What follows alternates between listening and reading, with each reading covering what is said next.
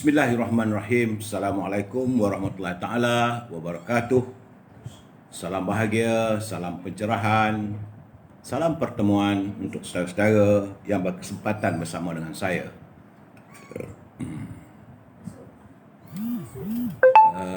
Saudara Mustafa Ilyas, apa khabar? Saudara Mak Sofian Kamarudin. Saudara Zaza, Waalaikumsalam. Nuraini, Waalaikumsalam. Muhammad Fuad, apa khabar? Syah Ibrahim, terima kasih saban malam bersama dengan saya. Saudara Hamzah Husin, Saudara Mutalib Maknun, Roslila Syaf of Spring, Saudara Harimau Berantai, Waalaikumsalam. Mohsin Lan, Faizal Acoy, Al-Rashid, Syahizam Izam, Muhammad Azmi, Muhammad Ali, apa khabar Mi? Terima kasih monitoring saya punya ni ya. Nur Azwa, Khairul Azil, Syarifuddin, Syahri, Samsul, Ruby Din bersama pasangannya, apa khabar? Tadi tengok saudara Ruby bersama dengan Syam Jalil, Rosinin Kurungot, apa khabar? Abu Nanas, Azlan Yusof, Izkaz, Muya, Muhammad Fauzi, Halimah Musroh, Azali Kasim, Halimah Hashim, Nurlela, Munim Ahmad. Salam perjuangan dan salam pencerahan. Alhamdulillah, semoga semua sihat. So, Amaluddin Sagi, Buli Elias, Bus Elias, Lan Besong, Syamuddin, Muhammad Fauzi Buang, Muhammad Helmi, Azman Mat Yunus, Jo Jambo. Nama sedap-sedap, Jo Jambo. Hai, Ramlah. Saudara Wakmin, apa khabar Wakmin? Azwira, Laila Husin, Muhammad Azrin, Muhammad Adrin, Basri Man Amin, Zainah Latif, Hamidah Maksum, kecil. Cucu saya nak masuk. Marilah, mari. Sebentar bagi cerahan. Okey, cucu saya masuk betul. Dia kalau saya bagi pencerahan dia mesti nak sama. Masuk. Say hello pada kawan-kawan lagi. Okey. Saudara Yusuf Samad, itu cucu saya. Cucu ni dia manja sangat-sangat dengan saya. Tiap-tiap malam menemani saya sewaktu saya memberi pencerahan. Malam ni tidur lena lah. Ya saudara saya awang. Okey saudara, dan juga Herman Felmi, Azman Shah. Mana yang tak sempat saya bagi pencerahan, ataupun saya tak dapat santuni, saya akan santun usai saya memberi pencerahan malam ini. Saudara, saya harus juga melaporkan keadaan tentang kes terbaru COVID-19. Ya. Hari ini peningkatan naik balik. Semalam 2,700. 2 hari berturut-turut kes pandemik corona ini meningkat. Semalam 2,720, hari ini 2,998. Jumlah keseluruhan sudah 272,163 warga kita yang disapa oleh virus corona, dengan mengundang sejumlah 22 kematian. Jumlah kematian sudah 1,005 orang. Ini bukan satu angka yang kecil. Berhati-hati saudara. Di Sabah, Alhamdulillah, trend penurunan. Rosinin apa semua. Di Sabah, hari ini 94. Semalam 132. Di Labuan kekal 1. Cuma di Sarawak, sebagaimana yang saya katakan, tidak menentu. Kerana di Sarawak semalam 193, 2 hari lepas 246. Hari ini naik balik 200 orang. Begitu juga di Kedah turun, semalam 38, hari 36. Tetapi di Pulau Pinang, cek Sarjan. Ini tak ceroy ni. Dah elok-elok 72 dan naik 92. Begitu juga dengan di Perak. Semalam 69, hari ini 99. Di Selangor juga meningkat. Agak ketara sebab semalam 1,300, 2 hari lepas 910. Semalam 1,300, hari ini 1,382 yang dijangkiti oleh virus corona. Di Kuala Lumpur turun, semalam 318, hari ini 226. Putrajaya turun, semalam 6, hari ini 2. Di Negeri Sembilan, ini yang agak bila kilang dibuka, apabila warga asing datang bekerja dan sebagainya, apabila kilang dibuka, ternyata peningkatan begitu ketara. Kerana semalam di Negeri Sembilan cuma 64 orang. Tapi hari ini sudah naik 233 orang. Jumlah keseluruhan di Negeri Sembilan sudah 13,501 orang. Ya, Anggrek Rimba, Elixir Dixie, di Melaka juga meningkat. Semalam 14, hari ini 20. Di Johor, dia masih mendata pada angka semalam 451, hari ini 436. Masih lagi 400. Di Pahang turun semalam 19, hari ini 14. Di Terengganu meningkat balik. Semalam 26, hari ini naik 91. Di Kelantan, Saudara Azmi, semalam 17, hari ini 72 orang yang dijangkiti oleh virus corona. Dan alhamdulillah lah, Perlis sudah masuk hari yang keempat sifar virus corona.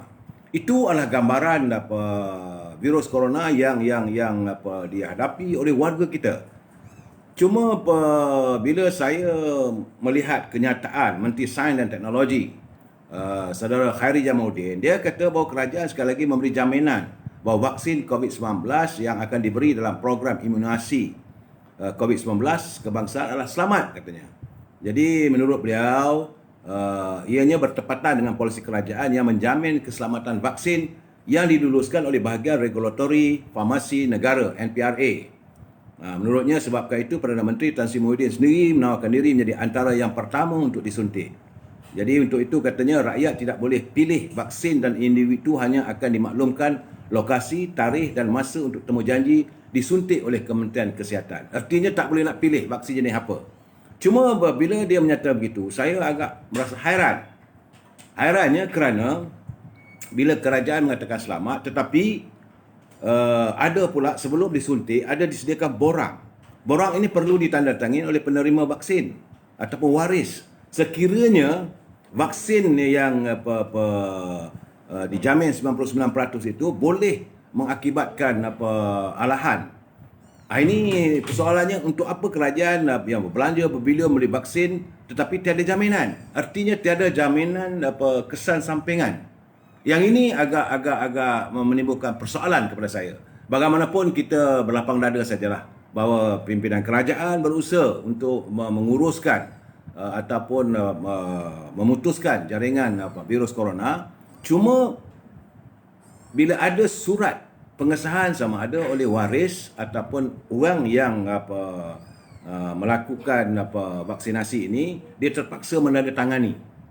Yang ini yang agak menimbulkan persoalan pada saya. Saya sekadar memberi pencerahan dan memberi persoalan, itu saja. Tidak ada berniat lain. Cuma diharapkan supaya Kementerian Kesihatan dapat memberi penjelasan kenapa surat itu dikeluarkan. Jadi artinya kalau sesuatu berlaku pada siapa yang mengambil vaksin itu, maka individu tersebut tidak boleh mengambil tindakan undang-undang. Ini yang menggusarkan saya, kerana di England ada berlaku alahan, ada berlaku kesan sampingan apabila seorang itu mengambil vaksin ini. Jadi walaupun Menteri Sains dan Teknologi mengatakan bahawa ada jaminan, tetapi jaminan itu janganlah pula bagi kita macam menakutkan. Saudara, itu keadaannya. Baik. Sekitar selepas laporan COVID-19, jangan lupa e-commerce.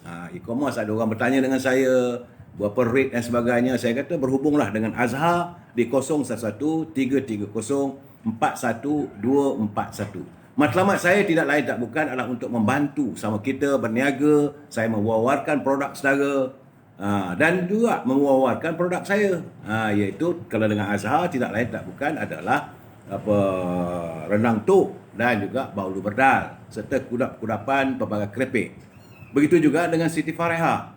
Siti Fareha 017 711 4300. Menantu Dan tu. Dia Siti Fareha tidak lain tak bukan adalah dendeng manis Siti Fareha. Dan buah-buahan yang terbaru saya dapat dalam wall saya tadi itu adalah strawberry yang didatangkan khas daripada Mesir, daripada Egypt. Nampak gayanya besar-besar dan tentulah manis, dan buah ini segar. Harganya di bawah harga pasaran, sama ada di pasar ke, di market ke, di pasar raya dan sebagainya. Kalau saudara nakkan buah-buah segar, hubungi Syauqi 012-357-5703. Ya. Jangan lupa juga dengan pepes ayam R&B frozen. Memang sedap lah. Barulah saya tahu rupanya pepes itu adalah otak-otak. Orang Johor panggil otak-otak. Sedap rasanya. Dan juga keropok lekor. boleh berhubung dengan saudara Nizat di 0138729589. 0138729589. Saya menanti kalau teman-teman mau mengiklankan produknya. Rate-nya terlalu murah. Memang terlalu murah lah saudara. Tujuan lain tidak, saya membuka e-commerce ini tidak lain tak bukan untuk sama-sama kita berniaga, sama-sama kita saling bantu membantu dalam saat-saat kita mengalami kesukaran ini. Okey, saudara, itu saja e-commerce. Sekarang kita masuk salam impian moratorium dan kumpulan wang simpanan pekerja RM10,000. Tajuk perbincangan kita malam ini adalah pentadbiran negara Tempang. Pentadbiran negara Tempang. Sebelum saya memberi pencerahan apa yang saya maksudkan dengan pentadbiran yang Tempang, kita dengar dulu pantun yang dikirimkan oleh Pak Nazil. Kata Pak Nazil, petik kelisa sambil ketawa, tepi titik penuh sebaldi. Politik semasa mengguris jiwa, pemimpin seperti kehilangan budi. Jadi nampak gayanya Pak Nazir sudah mula menzahirkan rasa tak senangnya apabila dia melihat pimpinan negara seperti sudah kehilangan budi, tidak lagi mahu menyantuni rakyat. Ini beliau menzahirkan kerisauannya, gundah hatinya. Kemudian pantun kedua, siang kerisi. Siang kerisi ni ikan kerisi. Siang kerisi waktu pagi dalam jangkat ikan sepat. Perintah demokrasi disanjung tinggi, diberi pangkat ganjaran berlipat. Saudara, dalam jangkat tu, jangkat sebenarnya adalah bakul. Itu saya katakan Pak Nazir ni dia hebat. Ada perkataan-perkataan yang kita tak pernah temui. Saya sendiri sebagai penulis, saya tidak melihat perkataan jangkat. Rupanya jangkat itu adalah bakul. Mungkin ini dialog orang utara. Jadi siang kerisi waktu pagi dalam jangkat ikan sepat. Perintah demokrasi disanjung tinggi, diberi pangkat ganjaran berlipat.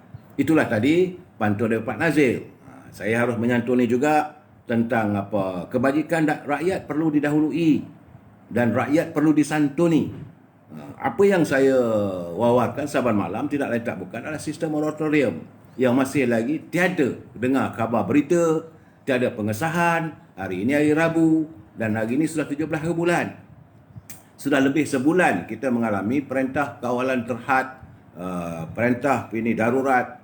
Bagaimana dengan pemilik-pemilik kenderaan? Bagaimana mereka rumahnya yang sudah pun mendapat notis dari pihak bank untuk melunaskan segala hutang piutangnya? Apakah mereka akan disaman oleh peguam? Dan ini sesuatu yang tidak elok. Self offspring pantun Pak Nazir. Bukan Pak Nazir, Pak Nazir terbaik. Memang terbaik. Sebab itu saya akan wawat tanpa malam. Jadi saudara Zami, Mizami, Datuk moratorium air gelap tu. Bukan gelap lagi. Amat mengecewakan kita. Kita menuntut supaya moratorium ini diberikan secara tuntas. Sampailah perintah kawalan terhad apabila dibuka. Supaya bila kita dah ada kerja, ada pendapatan, barulah kita boleh membayar hutang. Sekarang ni nak bayar dengan apa? Kalau zaman saya kecil-kecil dulu, arwah Allahyarhamah ibu saya, kalau saya minta duit, dia dah tak ada sangat. Lalai kali dia kata, mana aku nak cari duit ni? Takkan nak gadai bulu? Katanya. Takkan rakyat nak gadai bulu lagi? Apa yang ada? Jadi sepatutnya perintah kawalan ini, moratorium juga dijadikan selaras. Saya minta maaf lah tadi bukan bahasa lucah. Itu kalau arwah mak saya kalau dia marah sangat. Minta duit. Dah tak ada. Memang tak ada.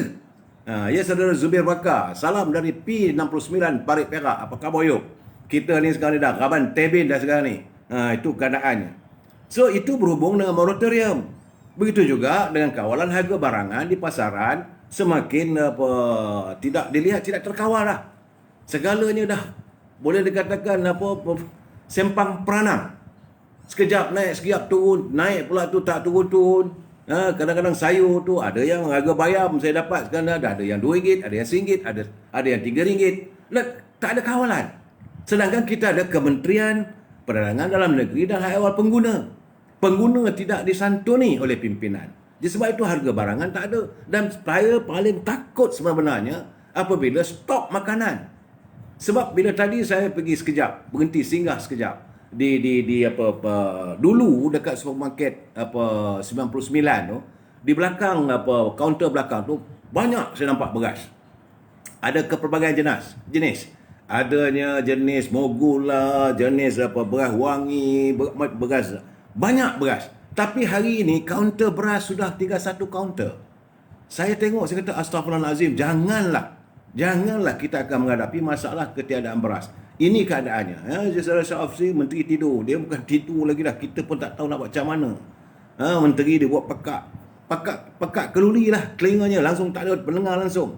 Sebab saya takut bekalan beras, bekalan tepung, gula, susu dah 400. Kerana sekarang ni rakyat tidak punya sumber pendapatan yang tetap. Kita tak ada pendapatan tetap, kesan pembuangan pekerja yang dibuang bertambah ramai. Semalam mengikut laporan sudah 726,000 yang sudah pun dibuang kerja. Dan saya mendapat kiriman lagi tadi, ada satu kilang di Pulau Pinang juga bakal ditutup. Dan pekerjanya lebih kurang 2,000. Bertambah lagi pengangguran. Pengangguran yang ada bertambah dengan pembuangan. Jadi tentulah sumber pendapatan memang tenat setenat-tenatnya. Jadi itu satu hal. Kumpulan wang simpanan pekerja pula tu macam bagi dengan tak bagi. Macam masih lagi berdolak dalih. Sebab dia kata okey, kita kena dah dalam proses, kena tunggu pula 2 minggu. Sedangkan Menteri Kewangan menyatakan tidak ada lagi syarat. Sepatutnya dah key in, dah tekan, dah masuk borang itu, tak perlu nak tunggu 2-3 minggu. Apa ada masalahnya? Dah jelas ini akaun dia. Jumlah dalam akaun dia ada 100,000 ataupun 150,000. Keluarkan 10,000, bayar. Tak jadi begitu.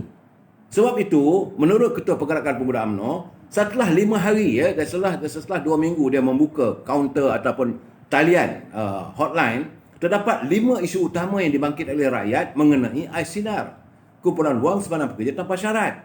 Dia kata sejak 2 hari ini, dia kata talian Aissinar, Pergerakan Pemuda mencapai ribuan. Jadi 5 isu yang diutarakan oleh peminjam, oleh penyimpan ataupun pencarum. Pertama, masih terdapat butiran yang perlu memuat naik dokumen sokongan. Yang ini sedangkan Menteri kata tak payah. Kemudian maklumat pengurangan pendapatan. Nak kena bagi juga dokumen sokongan untuk pertimbangan bagi meneruskan proses permohonan baru Aissinar tanpa syarat ni. Jadi kumpulan wang simpanan pekerja perlu mempercepatkan dalam mengemaskinikan dia punya data-data. Jadi ternyata rakyat masih keliru sama ada syarat pengeluaran Aissinar ini telah dimansuhkan atau belum. Menteri kata tak ada syarat. Kumpulan wang simpanan pekerja ada syarat. Ini dapatan daripada hotline yang diterima oleh Pergerakan Pemuda. Yang kedua katanya, dia minta supaya dipercepatkanlah tarikh kelulusan permohonan. Seperti mana yang kita telah maklum, kumpulan wang simpanan pekerja, tarikh kelulusan permohonan hanya akan dapat diketahui oleh pemohon pada 8 Mac. Buat masuk sekarang ni 8 Mac baru dapat tahu. Dulu kita kata Januari, lepas Januari, saya ingat lagi kumpulan wang simpanan pekerja mengatakan bahawa 26 Januari akan mula membayar. Dan sekarang ni dah masuk 17 Februari dan dianjakkan lagi pada 8 Mac. Berapa lama lagi rakyat nak lapar? Berapa lama lagi rakyat berada dalam kehidupan yang cukup memberatkan? Ini keadaannya. Kalau 8 Mac keputusan baru dibagi, bila pula nak dapat terima duitnya pula lagi? Jangan jadi macam mana yang dia Kelang tu datang, tunggu lagi 2-3 hari, cek tak siap. Masuk pergi lagi, cek tak ada lagi. Saya khawatir akhirnya rakyat akan hilang pertimbangan. Tidak mampu lagi menahan amarah. Jadi mereka dirasakan seolah-olah dipermain-mainkan, diperbudak-budakkan oleh pimpinan dalam kumpulan wang simpanan pekerja. Dan perkara ketiga, dia kata KWSP atau Kementerian Kewangan perlu mengeluarkan kenyataan rasmi dengan segera bagi mengumumkan tarikh-tarikh penting seperti tarikh kelulusan permohonan, tarikh proses rayuan permohonan dan tarikh pembayaran. Ini kena bagi tahu 3 perkara je, bukan susah mana pun. Pun tak boleh nak buat. Kemudian permudahkan penukaran amal daripada pengeluaran Aissinar melalui sistem online. Sebab ramai yang mengadu yang masuk dalam online Pergerakan Pemuda, mereka ingin menukar jumlah pengeluaran pada kadar maksimum setelah pengumuman rasmi dibuat oleh Menteri Kewangan. Jadi bagi yang telah mendapat pembayaran interim kali pertama, mereka tidak boleh menukar jumlah pengeluaran Aissinar pula. Jadi dapat 1,000 dah tak nak tukar.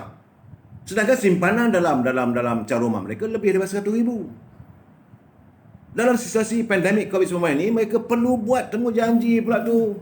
Dan tak perlulah Kerana kalau dia jumpa temu janji bersemuka nanti, mungkin mendapat masalah pula. Saya lihat apa yang berlaku di pejabat-pejabat KWSP. Berderet, beratur. Kenapa tidak kita kembalikan suasana dulu, kita beratur nak tengok wayang. Beratur nak ambil beli tiket bola. Ini tidak. Kita beratur menanti kalau Kepulauan Simana Pekerja mengeluarkan wang mereka. Wang mereka sendiri. Kenapa tidak? Betul lah saya cacah marba lah tu. Dan jadi kelang kabut. Ingatkan, tak tahulah katanya apa ketua eksekutif baru ni akan datang pada 1 Mac. Bukan bulan ini. Janji BBM munafik. Rakyat nak percaya lagi ke? Bagi saya lah amat menyedihkan. Begitu juga dengan memberi pilihan kepada ahli kewangan kerja untuk mengeluarkan maksimum 10,000 secara one off.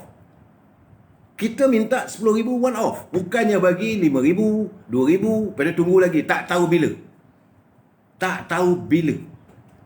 Sayup-sayup saja. Ini keadaannya. Jadi demikian menurut kenyataan daripada ini Dato' Ashraf Wajidi dalam entry-nya, kirimannya kepada saya, apa dapatan pergerakan pemuda, komplain ataupun keluhan rakyat yang masuk dalam online yang dibuka oleh Pergerakan Pemuda UMNO Malaysia. Ertinya Kepulauan Simana Pekerja indah khabar dari rupa. Sebab itu saya dah bercakap berkali-kali, jangan kita menjana mimpi-mimpi indah sedangkan realitinya nol. Saudara? Dan saya agak terkesan bila membaca satu kenyataan, seramai 214 pengusaha bas dan van sekolah di Kelantan saja ya. Di Kelantan saja seramai 214 pengusaha bas dan van sekolah gulung tikar akibat hilang punca pendapatan sejak Mac tahun lalu. Ini kesan daripada sekolah ditutup dan tidak ada rangsangan yang diberi. Janjinya rangsangan prihatin, kononnya ada duit 250 bilion yang diambil daripada khazanah negara untuk membantu. Tidak berlaku. 214 orang. Ini kenyataan daripada saudara Wan Muhammad Nahiri. Wan Hamad. Beliau selaku pengurusi Persatuan Bas Sekolah-Sekolah. Bas sekolah di Kelantan. Itu baru satu negeri. Bagaimana di Selangor, bagaimana di Johor, bagaimana di Kedah, bagaimana di Pulau Pinang. Saya rasa ribuan gulung tikar. Sekolah tak buka. Bila sekolah tak buka, nak bertahan macam mana? Dan mereka diburu, kerana tidak adanya sistem moratorium ini, mereka diburu oleh pihak bank ataupun institusi kewangan. Saudara Radhi Razak dan Saudara Datuk, pencerahan Datuk, terima kasih. Ini bagi saya lah, minta MKT pulangkan baliklah jawatan Datuk Luqman. Ini saya begini, saya nak cakap, saya memberi pencerahan satu persatu. Bila sampai buat politik UMNO, kita masuk cerita politik UMNO. Sekarang ni saya tengah memberi pencerahan tentang kehidupan rakyat. Saya melihat, sebab itu saya mengatakan kalau bulan depan tak ada lagi, masih banyak lagi akan lingkup ni. Hotel-hotel tentu dah tutup. Kilang-kilang yang ada di Pulau Pinang dah tutup. Dan kalau bas sekolah, pengusaha bas sekolah, kalau mereka dah gulung tikar, bila buka balik, ditarik balik perintah kawalan terhad ke, perintah darurat ke, macam mana kita nak menghantar anak-anak ke sekolah? Pengusaha dah tak ada. Ini perlu dipikir dan disantuni oleh pihak kerajaan. Jadi inilah keadaannya. Dalam keadaan begini, tiba-tiba saya cukup tak minat lah. Terdapat satu kiriman dalam wall saya itu, sebuah negeri, saya tak mau sebut di mana lah, di Semenanjung. Cerita nak ambil kontrak kutip sampah pun dah berebut. Saya dada lah. Malahan ada syarikat-syarikat ni menggunakan pengaruh politik, menggunakan pengaruh istana. Kutip sampah. Takkan begitu teruk sangat sekarang ni. Nak kutip sampah dikabarkan sebuah syarikat mengumpul dan melupuskan pelbagai bentuk sampah, bersaing dengan beberapa syarikat untuk kerja-kerja mengutip sampah. Jadi apa dah jadi ni? Nah, ini kenyataan ni sebenarnya pihak pimpinan di anjung kuasa Seri Perdana tolong dengar. Tolong fikir sesuatu. Jadi macam Kementerian Alam Sekitar, Dato' Tuan Ibrahim. Tengok juga masyarakat-masyarakat yang mengendalikan pengutipan sampah. Sekarang tengah berebut ni. Ertinya sekarang ni buka tender saja, macam langau orang datang minta. Artinya betul-betul susah kita sekarang ni. Ya, Saudara Sulaiman Hasan, susah sangat. Tadi saya terima kiriman pula tu daripada saudara Mariam Siddiq. Dia kata salam tu. Dia kata bila dengar ringgit Malaysia berkemungkinan tidak ada nilai dalam pasaran dunia, rasa gerun. Dia kata nauzubillah. Memang ini menakutkan. Saya dah bagi tahu bahawa ini bukan dapatan saya. Ini waktu saya berbual minggu lalu, saya berkesempatan minum petang di rumah yang bawa makmula Tengku Razali. Beliau menzahirkan kebimbangan. Dia tak katakan berlaku dia bimbang. Dia kata kalau kita berterusan begini, akhirnya dia akan efek kepada sistem perbankan. Kalau kerajaan tidak segera menangani, moratorium diteruskan, tapi kerajaan adalah dia punya caranya. Sebab beliau, Tengku Razali adalah bekas mantan Menteri Kewangan, adalah caranya. Sebab itu saya kata pimpinan bertemulah dengan dia, carilah jalan ikhtiar macam mana. Sebab dia kata kalau sistem bank kita ni rosak, maka dengan sendirinya wang duit kita ni, ringgit ni, tidak lagi boleh dipasarkan di peringkat antarabangsa. Kalau ini berlaku, macam mana kita nak beli barang? Duit dah tak laku. Ini yang ketakutan yang dizahirkan kebimbangan beliau. Sebab dia kata perlu ditangani segera. Kita tak boleh biarkan berterusan. Tunggu. Sampai bila? Tunggu pandemik. PKP tak boleh bergerak. Selangor tak boleh bergerak lagi. Tambah lagi 2 minggu. Orang tak boleh bekerja. Ekonomi tak bergerak langsung. Beku sebeku-bekunya. Kemudian bank tak ada kata putus daripada pihak pemerintah. Macam mana nak menangani isu ini? Rakyat perlu makan. Jadi dia kata tak boleh ke Tengku Razali secara senyap menghadap agung memberikan pendapat dan pandangan peribadi. Yang membuat mula Tengku Razali, bila orang datang jumpa dia akan bagi tahu. Tapi kalau dia dianggap orang tak nak pedulikan dia takkanlah kita orang kata hidung tak mancung, pipi tersorong-sorong. Dan sekarang kita masih ada. Bukan tak ada pemimpin yang punya pengetahuan, yang punya ilmu ekonomi, yang dia boleh garapkan, yang dia boleh panggil teman-teman dia untuk menyantuni macam mana nak menyelesaikan masalah ekonomi. Sebab nak harapkan pimpinan di anjung kuasa si perdana is nol. Nak mengharapkan Menteri Kewangan yang ada sekarang ni is zero. Walaupun latar belakangnya dulu sebagai CEO CIMB Bank, tapi ternyata dia untuk mengendalikan bank boleh, tapi untuk mengendalikan ekonomi negara secara tuntas fail. Boleh buat kenyataan yang tak boleh dipakai. Contoh macam EPF. Contoh moratorium. Bagaimana yang lain-lain lagi? Jadi di sinilah yang Muhammad Tengku Razali perlulah tapi itulah bagi saya lah, dia melihat bahawa kadang-kadang bila saya mengutara benda begini seolah-olah saya nak menonjol Tengku Razali sebagai pemimpin. Beliau tak ada kemaruk sangat. Tapi beliau takut melihat keadaan begini sebab beliau ada pengalaman. Jangan lupa Tengku Razali adalah mantan pengerusi Bank Dunia. It is not Malaysian Bank, World Bank. Di tangan dia tu hadir 3-4 bank. He is a banker by himself. Dia menubuhkan syarikat Bank Bumi Putra yang dilingkupkan oleh pimpinan terdahulu. Dan jangan lupa hasil pemikiran jauh beliau itu, maka kita dapat bergantung selama beberapa tahun daripada tahun 1974 sampailah setakat hari ini kita masih lagi depend ataupun mengharapkan daripada Petronas. Itu buah tangan dia.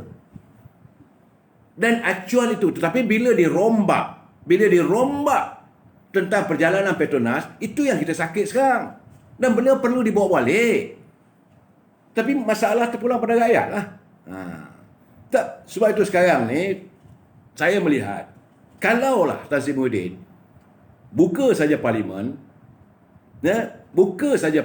untuk boleh bersidang, memang dia ringkup. Buyuk dah.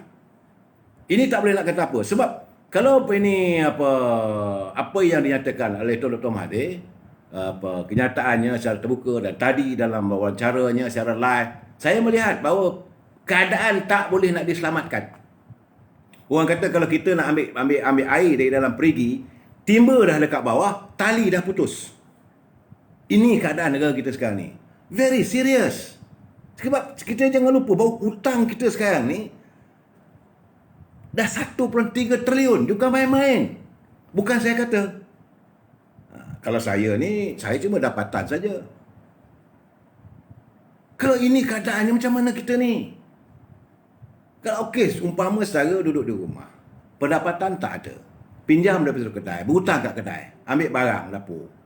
Mula-mula RM100, naik RM200, kemudian naik RM1,000. Lepas RM1,000, naik RM1,500. Akhirnya tokeh kedai kata, kau bila nak bayar? Ini yang kita alami sekarang. Dan itu kalau satu rumah. Ini kita bercakap soal 32 juta rakyat. Ini bukan main-main. Sebab itu untuk jawatan Perdana Menteri ini sebenarnya bukan jawatan main-main. Bukan jawatan untuk seronok, untuk glamour. Akulah Perdana Menteri. Semua orang kena dengar cakap aku. This is not the way. Ini adalah satu khidmat bakti. Khidmat pada bangsa dan negara. Sebab itu saya katakan pimpinan harus ikhlas, harus jujur. Sejujur-jujurnya. Sentiasa meletakkan kepentingan rakyat dan negara. Bukan nak fikir aku glamour. Bukan nak fikir aku boleh pergi keluar negeri. Aku boleh naik special jet. Aku boleh duduk di Seri Perdana. Mempunyai ramai orang. Orang salam aku, cium tangan aku. Itu over. Kenapa tidak kita menjadi sebagai Perdana Menteri New Zealand? Walaupun dia seorang wanita. Tapi dia disayangi dan dikagumi oleh dunia. Masalah COVID-19, dia tangani secara tuntas. Bila tengok keadaan ekonomi dunia dalam keadaan merudum gini, dia kata okey, gaji menteri-menteri dia dipotong. Malahan dia sendiri tidak menggunakan supir. Cuba lihat Perdana Menteri yang hebat, yang baru retired, berhenti daripada Jerman, seorang wanita. Dia tak duduk di rumah istana besar, dia duduk rumah flat saja. Dia pergi kerja naik bas. Ini kehebatan pemimpin. Tapi negara dia makmur. Siapa boleh nafikan? Selepas kehancuran berlakunya Berlin Timur apa semua, dan disatukan Jerman itu. Tidak ada lagi Jerman Barat, Jerman Timur. Disatukan semua. Rakyat begitu ramai. Tetapi ekonominya mantap. Kerana pemimpinnya benar-benar melaksanakan tugas dan tanggungjawab sebagai pemimpin. Betul-betul macam dalam Islam kata ulul amri. Kenapa tak boleh kita cari pemimpin sebagaimana Khalifah Osman? Hebat ekonomi umat Islam. Contohilah. Kenapa harus kita gadaikan kehidupan rakyat? Saya takut sebenarnya. Saya bila tengok unjuran-unjuran yang datang kepada saya ni, saya takut. Kerana sekarang ini kita punya KDNK, dia bukannya campur, minus. Minus ni tak ada. Dah kosong, kilang-kilang ditutup. KDNK kita sekarang ni drop kepada 56%. Ini bukan keluaran yang saya buat, ini dibuat oleh kerajaan. Ini kenyataan. Bukan main-main. Memanglah nampak 5%. Tetapi 5%-nya kalau RM1, 5 sen. Kalau 1,000 macam mana? Dan kita ni perniagaan kita apa semua triliun. Kalau kita berhutang 1.3 triliun, berapa bilion yang kita hilang? Ini yang harus disantuni, yang saya rasa saya malulah bila dengar. Tadi saya dapat satu kiriman lagi tu daripada Datuk Syabrici. Dia kata di Indonesia, di negara Indonesia, projek kereta api laju HSR Jakarta Bandung akan beroperasi tahun depan. Mana nak letak muka kita yang dulu kita hebat sebagai negara yang punya prasarana yang hebat? Indonesia sekarang ni, dulu biasanya daripada kalau Jakarta nak pergi Bandung tu di puncak, naik ke puncak tu untuk berehat, istirahat. Di Bandung tu tempat warga Jakarta berehat. Memang kawasan cantik di kota Bandung. Oleh-oleh Bandung. So jadi di situ dulu nak pergi daripada Jakarta memerlukan masa 3 hingga 6 jam. Ya orang Jakarta pemandu-pemandu taksi atau pemandu supir ni kata macet. Sekarang ni mulai Januari akan datang, insya-Allah Jakarta Bandung beroperasi tahun depan dan perjalanan cuma 36 minit saja. Tentulah ini akan menjadikan kegiatan ekonomi negara Jakarta Indonesia bertambah berkembang. Dan saya dikabarkan kalau saudara pergi ke area kawasan Kalimantan, boleh nampak daripada sempadan kita di Sarawak bagaimana Indonesia mengadakan dia punya ladang-ladang untuk menanam makanan-makanan kepentingan rakyat. Sawah padi secara dibuat secara industri, buah-buahan dan sebagainya, sayur-sayuran. Kita macam mana? Jadi Kementerian Pertanian kamu fikir apa? Sepatutnya ini dirancang masa depan. Malu kita. Saudara Faizlah, memang kita malu. Dulu kita melihat warga Indonesia ni hanya sebagai buruh kontrak. Hanya kita melihat warga Indonesia sebagai amah ataupun orang gaji. Duduk di rumah pun duduk di bilik kecil saja. Sekarang macam mana? Saya khawatir anak cucu kita akan datang terpaksa pula pergi ke sana. Dan dia bukan jauh dengan kita. Di Sarawak, Kalimantan, sebelah saja. Sepadan Indonesia adalah di Kalimantan. Dan di sekitar Kalimantan itu dibangunkan kota yang begitu moden. Sebab itu pelabur-pelabur sudah lari ke sana. Memanglah dia negara dia besar. Tenaga kerjanya murah. Kita di sini macam mana? Kita tidak menangani sebab kita punya dasar tak tentu hala. Semua kelam kabut. Bila dah ada keadaan begini, apa yang kita ada? Dan hari ini pula terdedah pula dah satu cerita lagi. Menteri yang nampak comel, loteh, Rina Harun, dah pula soal lawa satu hal. Tapi diragui bahawa dia telah pun membayar dia punya tuntutan hutang. Kalau tidak dia kena bankrupt sejumlah lebih RM1 juta. Mula dipersoalkan bagaimana kau dapat wang begitu. Kau kumpul wang dari mana? Jadi menteri-menteri kita ni pula sudah mula menimbulkan permasalahan. Soal kau lawa satu hal. Ni, saya dapat. Rina Harun selesai melunaskan hutang lebih RM1 juta kepada syarikat penerbitan program televisyen dan filem yang berpengkalan di Paris dengan sekali bayaran.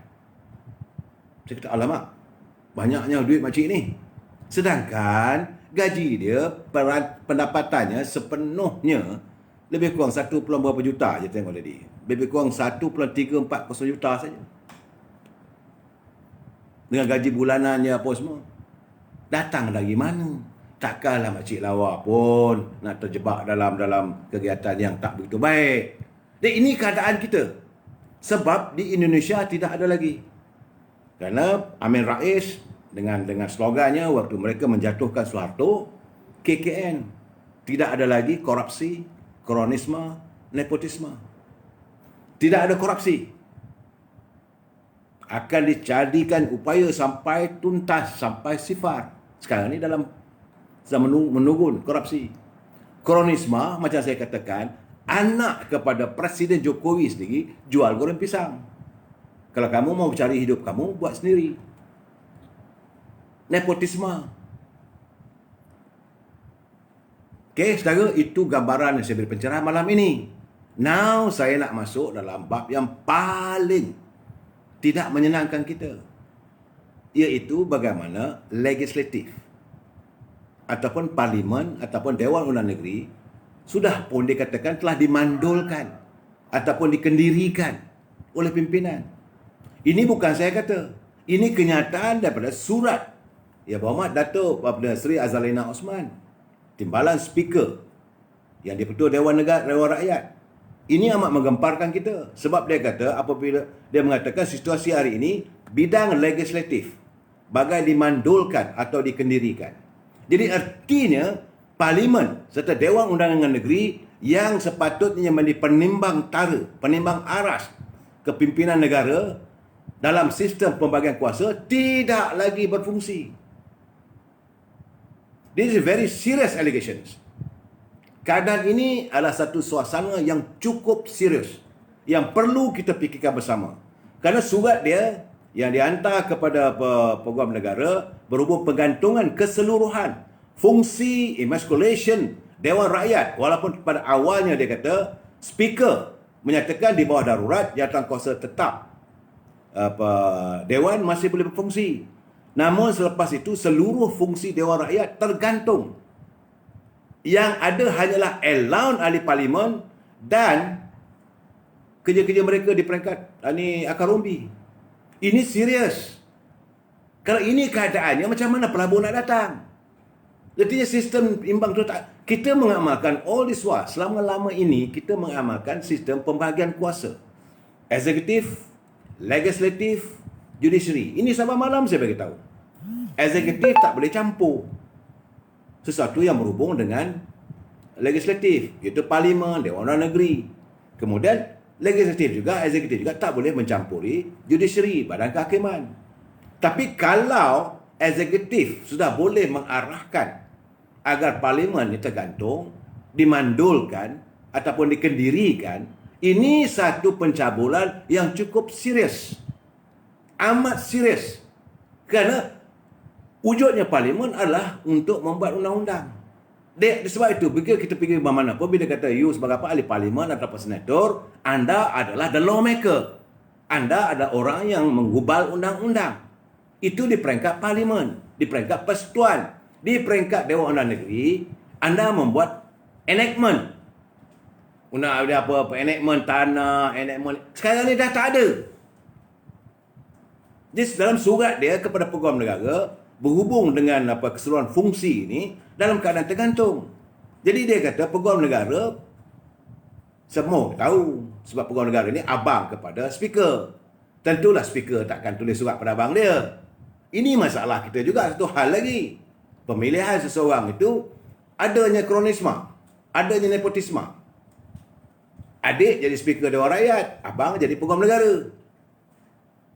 Nampak pelik. Tapi kita tak maulah pertikaikan kerana masing-masing ada kebijaksanaan masing-masing. Tetapi dalam keadaan ini sepatutnya speaker lah menghantar surat ni. Jadi Peguam Negara sekarang ni masih belum menjawab surat yang ditulis Datuk Azalina. Jadi kalau itu tak berlaku, maka terpaksalah diberi kepada Perdana Menteri. Saya mengucapkan tahniah pada Datuk Seri Azalina atas kesedaran beliau. Kerana jangan lupa Datuk Azalina, beliau pernah menjadi Menteri Hak Ehwal Undang-Undang. Sebelum dia dilantik sebagai timbalan speaker, sebelum ini dia apabila kita Barisan Nasional kalah, dia tak jadi menteri. Dia kemudian bila wujudnya kerajaan baru, dia dilantik sebagai Kerajaan Perikatan Nasional sebagai timbalan speaker. Dan dia dalam dunia undang-undang ni bukan sehari, berpuluh tahun. Sebelum dia terlibat dalam politik, dia dah jadi pengamal undang-undang. Dia really knows what about law. Dia tentu tahu tentang perlembagaan. Memanglah jawatan ni sesuai. Tapi bila dia dalam surat dia kata menurut perkara 43.3 dalam perlembagaan 43.3, apa dia tulis itu perlembagaan negara kita ni? Saya kena bagi pencerahan juga saya apa maksud 43.3. Aduh, ya Allah, ya Tuhanku, kenapalah negara kita ni? Kenapa negara kita menjadi sebegini? Saya pun tidak tahu. 43.3, tapi ini 43 saja Jemaah Menteri, 43A, B, C, 43.3 Jemaah Menteri hendak bertanggungjawab secara bersama kepada Parlimen. Nampak? Dia kata situ pada Jemaah Menteri dalam perkara 43.3 perlembagaan Perdana Jemaah Menteri hendaklah bertanggungjawab secara bersama kepada Parlimen. Getihnya, menteri-menteri mesti bertanggungjawab kepada Parlimen. Tak boleh diketepikan. Itu ada dalam perlembagaan. Kemudian, saya tekan di sini katanya bahawa pertanggungjawaban menteri amat mustahil dalam sistem berparlimen. Sebab itu, ia memastikan accountability kerajaan kepada Parlimen dan secara langsung atau tidak langsung kepada pengundi. Jadi persoalannya, adakah MP kita ni hanya makan gaji buta? Bila Parlimen tak bersidang. Tugas Parlimen untuk membuat undang-undang, mengubah undang-undang. Jadi sekarang ni mendengar menterinya pun dalam keadaan begitu, ahli-ahli Parlimen pun sudah begitu. Jadi saya melihat apa yang dilakukan oleh Datuk Azalina ini, dia berani bersuara kerana dia tahu. Dan sebenarnya dia kata dia pun bingung. Baginya persidangan boleh dilakukan dengan mengurangkan bilangan MP-MP yang menghadiri persidangan. Bukan tak boleh. Tapi perlu ada persidangan. Tak boleh tergantung secara total. Dan kerajaan memilih untuk menggantung sidang Parlimen sama sekali daripada mencari cara supaya proceeding Parlimen boleh dilakukan katanya. Ini satu benda. Kerana itu dia bercadangkan supaya Peguam Negara menasihati kerajaan supaya menghentikan semua kegiatan jawatan kuasa Parlimen walaupun secara maya, kerana ia kata tidak ada rasional. Pemandulan atau pengkedirian Badan Legislatif itu Parlimen membuatnya memberi cadangan kepada Peguam Negara untuk menubuhkan kabinet darurat. Itu dia kata lain kali sebagai alternatif, dia kata wujudkan satu kabinet darurat. Ini kabinet khas, darurat khas dan jawatan kuasa Parlimen khas bipartisan sehinggalah perintah darurat ini ditamatkan. Kalau tidak nanti negara luar. Saya lihat sini pimpinan di Anjuran Kuasa Si Perdana sekarang ni memang dia tengah teruk mendapat tekanan. Tengah mendapat tekanan yang cukup teruk. Kerana masa dalam posting terbarunya di halaman maya, Peguam Bela Hanif Katiri, 2 malam lepas saya dah katakan bahawa dia menyatakan bahawa Perdana Menteri dan Peguam Negara sudah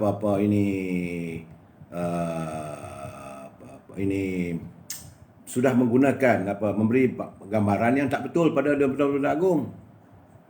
Okey, dia kata dalam posting terbaru hari ini, dia kata kerajaan Tan Sri Muhyiddin patut malu dengan kenyataan 90 ahli parlimen dari 7 negara ASEAN berhubung penggantungan parlimen semasa darurat. Katanya haru dan pilu bila pelaksanaan tadbir urus dalam negara ditegur secara betul oleh 90 ahli parlimen dari 7 negara berkaitan ancaman terhadap demokrasi yang berlaku di zaman kerajaan Tan Sri Muhyiddin yang mengambil langkah meminta perkenan untuk penggantungan parlimen sejak 11 bulan Januari semasa tempoh darurat. Jadi dia kata yang menambah malu dan pilu kita sebagai rakyat Malaysia adalah bahawa kerajaan Tan Sri Muhyiddin telah ditegur dengan penuh hemah berkaitan perkara yang sama oleh setiap golongan masyarakat dari pemimpin politik, pembangkang dan juga segelintir yang dalam kerajaan, pengamal undang-undang dan para akademik serta rakyat jelata. Tetapi teguran-teguran itu tidak dilayan, malah diperlekeh oleh kerajaan yang bersikap buta hati, berhati batu dan besar kepala. Sehingga kini, katanya, dengan memberikan pelbagai alasan yang tidak berasas. Jadi hakikatnya adalah, seperti kata-kata, mengabui mata dan mereka masih bersikap hidung tinggi. Jadi pada dasarnya sebagai rakyat Malaysia, kita seharusnya kesal dan sedih apabila urusan dalaman negara kita ni ditegur oleh orang luar. Kerana ia adalah isu dalam negara kita. Tapi dalam masa yang sama, bukankah teguran luar ini adalah satu kealpaan dan kedegilan kerajaan Tan Sri Muhyiddin kerana tidak mahu mendengar setiap teguran berhemah dari rakyatnya sendiri. Akhirnya ia membawa kepada kemunculan teguran dari luar. Sewajarnya lah dia kata, kerajaan Tan Sri Muhyiddin Yassin berlapang dada untuk menerima teguran rakyat sendiri supaya Malaysia tidak lagi menjadi bahan lawak di peringkat antarabangsa.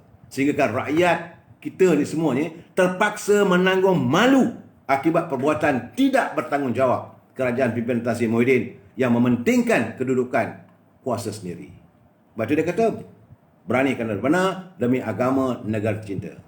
Ini tulisan yang dapatan saya daripada Peguam Hanif Katiri. Minggu lepas seorang lagi pengamal ugaman, nama saya lupa, India. Memang saya boleh dapat tengok dalam Facebook, dan dia mencabar. Dia mengatakan deklarasi darurat itu tidak memenuhi syarat. Kerana deklarasi itu perlu dibawa ke parlimen. Bila nak bawa ke parlimen sekarang ni, parlimen pula tergantung dikendirikan ataupun dimandulkan sebagaimana tuduhan Datuk Azalina. Dan beliau sebagai timbalan speaker, tentulah beliau tahu. Malahan Dr. Mahathir sendiri dah menyelah, menuduh bahawa Perdana Menteri melakukan pembohongan. Sebab itu kata semalam saya cakap, mantan Perdana Menteri Dr. Mahathir, dia membuat kenyataan terbuka yang cukup serius bila dia kata Tan Sri Muhyiddin melakukan pembohongan dalam menasihatkan Duli Yang Mulia Tuan Agong untuk membuatkan deklarasi darurat. Ini satu allegation yang cukup serius bila dikatakan satu pembohongan. Begitu juga apa kata Ketua Pembangkang Dewan Negeri, saya sendiri berhubung dengan beliau, Dato' Dr. Aziz Bari. Dia menyatakan bahawa pihaknya sekarang ini sedang mengambil pelbagai usaha melalui mahkamah supaya mahkamah dapat menterjemahkan keadaan. Jadi kadang memang kita akan menghadapi masalah. Kita akan menghadapi masalah. Saya nampak dalam keadaan begini, ini bukan satu saja. Yang kekhawatiran saya, negara luar akan mengadakan tindakan yang tak sepatutnya. Ini yang saya katakan semalam, kalau ini berlaku. Jadi Tan Sri Perdana Menteri kena berlapang dada lah. Sebab saya kata enough is enough. Jaga rakyat, fikir soal rakyat. Saya tahu macam sekarang ni, macam di Thailand sekarang ni, Perdana Menteri Thailand sendiri juga dijangka berdepan dengan undi tidak percaya. Ini sebenarnya di Thailand, negara jiran kita sebelah. Tapi kerana dia tidak menggantung darurat di Thailand, dia buka lah. Sebab itu Perdana Menteri Thailand dijangka berdepan undi tidak percaya yang akan diusulkan oleh pembangkang. Sidang 4 hari yang akan ada proses pengundian dijangka panas dengan pembangkang akan berhujah mengindakkan mereka bahawa kerajaan salah menguruskan penularan COVID-19 di Thailand yang mengakibatkan kerosakan kepada negara. Perdana Menteri Thailand berkata beliau sedia mendengar. Dengar tu. Perdana Menteri Thailand dia kata dia sedia mendengar dan menjelaskan sebarang isu berbangkit ketika debat di Parlimen. Dan kerajaan tentulah akan mempertahankan polisi-polisi di Parlimen.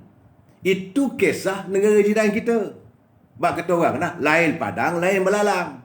Lain Perdana Menteri, lain caranya. Kita ni macam mana? Bukan nak mendengar. Tutup terus telinga. Ini masalah yang kita dapat. Jadi sebab itu di Thailand, Perdana Menteri okey. Dia kena jelaskanlah. Tapi Perdana Menteri tidak berani untuk mengadakan sidang Parlimen. Kerana dia tahu keabsahan dia. Legitimasi dia sebagai Perdana Menteri ini adalah diragui. Apakah dia ini diterima sepenuhnya mendapat sokongan majoriti di kalangan ahli dewan.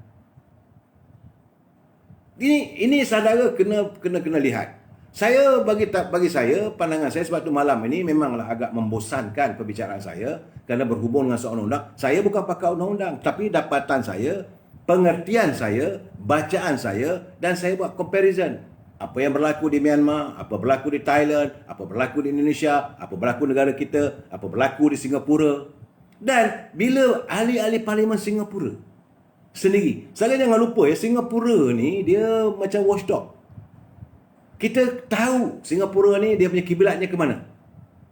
Dia akan watchdog. Dia tentulah akan melaporkan apa yang berlaku di Malaysia ini kepada negara bos dia.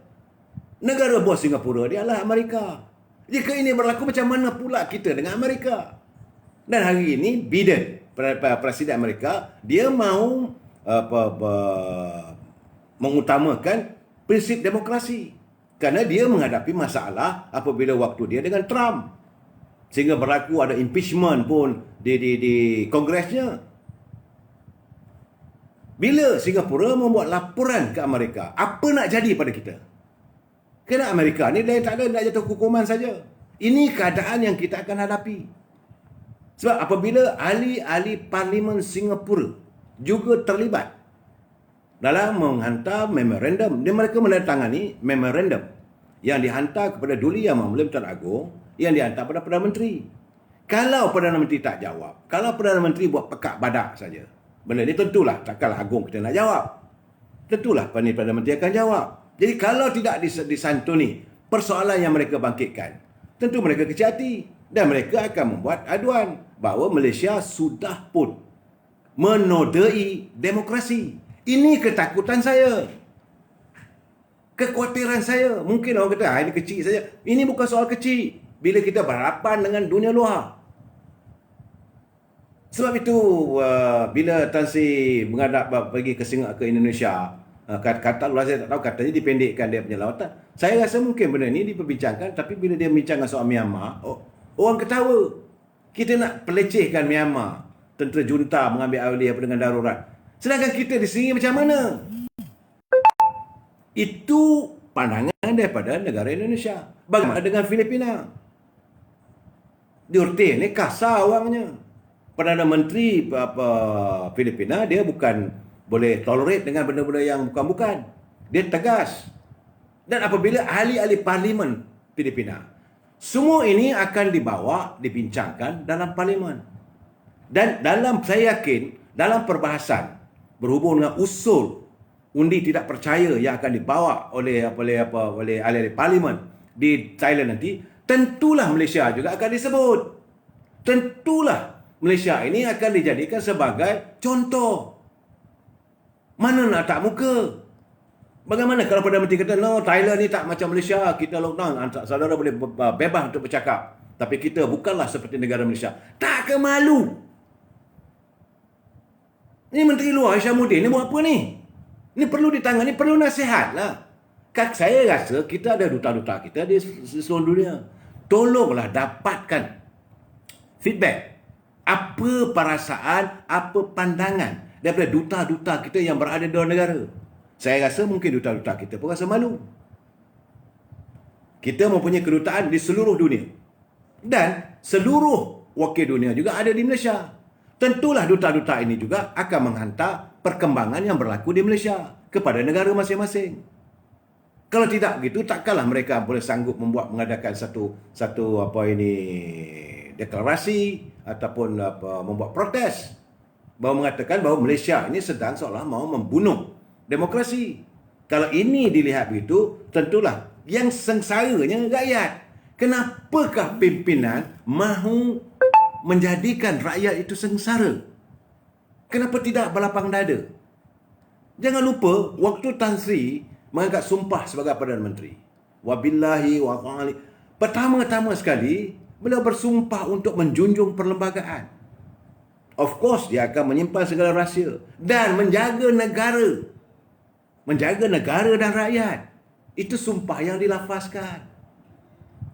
Jangan kita langgar sumpah kita. Ini segala-galanya dah tonggang langgang. Segala-galanya sudah sempang peranang. Kenapakah negaraku yang selama ini dihormati oleh dunia, yang selama ini dipandang mulia oleh dunia, boleh dalam keadaan sekarang ni yang begitu menyedihkan? Saya amat khawatir, saudara. Jadi sebab itu saya minta, saudara, kita jangan sekali-kali kita ambil tindakan yang bukan-bukan. Itu boleh menjadikan suasana lebih teruk lagi. Kalau kita pula bangkit mengadakan unjuk rasa jalanan, dunia luar akan buat laporan lebih teruk lagi.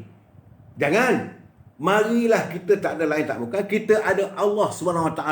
Kita panjatkan doa kita. Ya Allah, ya Tuhanku, selamatkanlah negaraku ini. Bukakanlah hati Tan Sri Muhyiddin itu supaya berlapang dada agar dia menghormati prinsip rule of law, prinsip negara berperlembagaan, prinsip rakyat diutamakan. Ya Allah, kami punya anak-anak, kami punya cucu-cucu. Tak mampu kami untuk melihat anak cucu kami berada dalam kelaparan. Sekarang ini negara kami diserang musibah. Kami tahu semua ini adalah musibah. Ini datang daripada-Mu, Ya Allah. Kesan daripada COVID. Kita sedar bahawa sekarang ini ekonomi dunia merudum. Bukan satu orang. Saya tak salahkan Tan Sri Muhyiddin. Tetapi kita mesti menanganinya sebab kita mempunyai barisan ahli kabinet yang punya gaji berpuluh ribu. Mereka mendapat pendapatan lumayan setiap bulan. 50,000, 60,000, paling sedikit pun 40,000 sebulan. Tapi rakyat makan pasir. Ini keadaan yang berlaku dengan kita. Dalam keadaan beginilah saya minta, kita tak ada lain-lain. Kita berdoa kepada Allah. Saya yakin bahawa kalau saudara punya doa, kita ada beberapa juta rakyat ini, kita cakap jiran-jiran kita. Bila kita solat saja, kita berdoa. So Abdul Ghani, huyuk betul. Memang huyuk. Keadaan memang huyuk. Saya bukan nak bagi menakut-nakutkan, tidak. Tapi keadaan ni, saudara ajar-ajar, menteri potong gaji lah. Takkan potong. Kalau nak potong dari awal dah potong gaji dah. Mahathir Hashim, siapa ketua kerajaan di waktu darurat? Jika ia beragung, kenapa macam tak berfungsi saja? Dia sebenarnya apabila ada darurat, kalau kita melihat daripada zaman Tun Razak dulu, mengwujudkan Mageran, perintah darurat waktu itu, diwujudkan satu jawatan kuasa, satu komiti dipanggil Mageran yang dipengerusikan oleh Tun Razak dan Tun Dr. Ismail. Dan lepas itu dipanggil di kalangan wakil-wakil dari pelbagai kaum. Sepatutnya ini diwujudkan begitu. Tapi apa yang dibuat, saya nampak Tan Sri Muhyiddin mewujudkan jawatan kuasa juga sampai 14 orang apa semua. Tapi kita tak dengar. Sehingga saat ini tak tahu. Hala tuju tak tahu. Jadi ini masalahnya sekarang. Saya dah kata dalam keadaan darurat begini, orang yang ada pengalaman. Saya marah kat saya nanti. Orang yang ada pengalaman bersama Tun Razak, yang Muhammad Malik Tengku Razali. Gunalah dia. Kerana dia terlibat bersama-sama untuk membentuk macam mana nak membetulkan balik. Ini soalnya sekarang ni bukan ego. Bukan soalnya aku sokong orang ni, aku sokong orang ni. No. This is not a politicking. This is masalah prinsip. Negara kita dah rosak. Dan kita kena start from zero now. Negara sekarang ni kena bermula daripada kosong. Saudara jangan ingat bahawa kita besok orang ni jadi Perdana Menteri boleh selesai. Takkan boleh begitu. Kerana dia bermula daripada awal. Cuma berbezanya, zaman Tengku Abdul Rahman kita mendapat kemerdekaan dulu, kita bermula dalam kosong pun tetapi dengan tak ada banyak infra. Hari ini adalah baikannya sebab kita bermula, kalaulah kita mulakan gerakan untuk mewujudkan satu kerajaan perpaduan, unity government, kita mewujudkan satu kepimpinan baru yang benar-benar menyantuni untuk membawa negara maju ke hadapan lagi. Sebab kita dah ada infranya. Kita masih punya ketua susun negara, kita ada KSU, dan mereka ini bukan orang politik yang akan menjadi bala tentera untuk memajukan negara. So bagi saya melihat bahawa negara masih lagi ada peluang dengan syarat yang beramat berhormat Tan Sri Perdana Menteri berlapang dada menerima hakikat you are a fail. Terima kasih. Ini keadaannya. Kita jumpa lagi malam esok.